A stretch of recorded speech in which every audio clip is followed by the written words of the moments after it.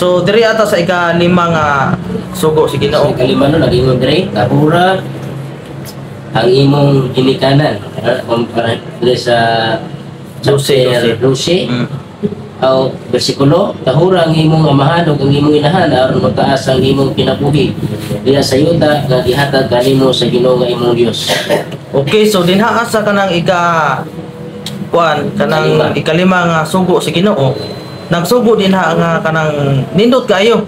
Kay nagsugo dai kung ang Ginoo nga atong kanang tahuron ang iyahang ang ato ang mga ginikanan, no?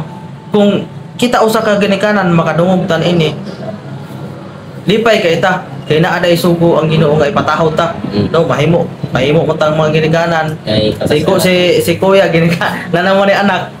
Naay kanang sugo ang Ginoo nga ipatahod. Nganong nagsugo man ang Ginoo nga kanang tahuron na to atong mga ginikanan aron mo taas daw ang kinabuhi. Doon ako experience na igsuon kanang dunay usa ka babae ba dito ko sa Jinsan sa una nga kanang giingnan siya sa iyang nanangis siya sa iyang mama na ay may disco dito sa kanang Pikas Barrio.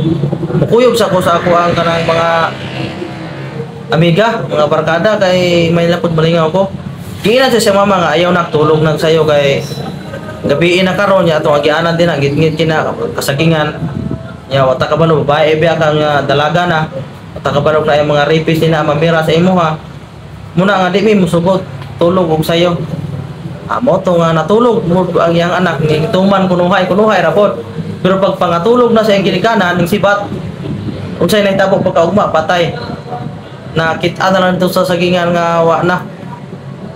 Gi-rape gid ba na una siya nga importante dahil kayo ang kanang pagtahod sa atong ginikanan.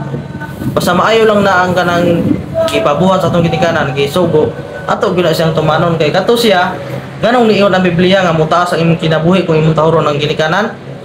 Kay katong bataa akong nakuhaan gito siya pagtulunan kung ning tahaw to sa iyang ginikanan tuo to sa nintuman.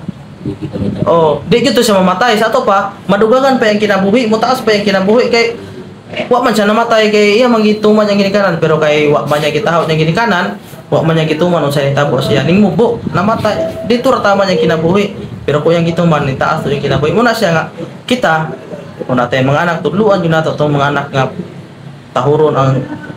tahuron ta ako wa ko mo koy anak ikaw mo kay anak Brad ikaw wala ato magginikanan atong tahuron kung unsay isugo sa atong ginikanan atong tumanon basta uyon lang sa buton sa Ginoo pero sugo undas tong ginikanan nak pangawat dito Ito tumanon kung ug wala atong ginikanan nak pangawat dito kay wa naman tayo makaon na ni nak patyan na siya adili nato na siya tumanon kay dili naman siya uyon sa kabuton sa Ginoo dauta naman na pero uyon gani sa kabuton sa Ginoo mo isugo sa atong ginikanan tahuron gyud nato tumanon gyud nato kay alang na siya sa atong kayuhan. Amen.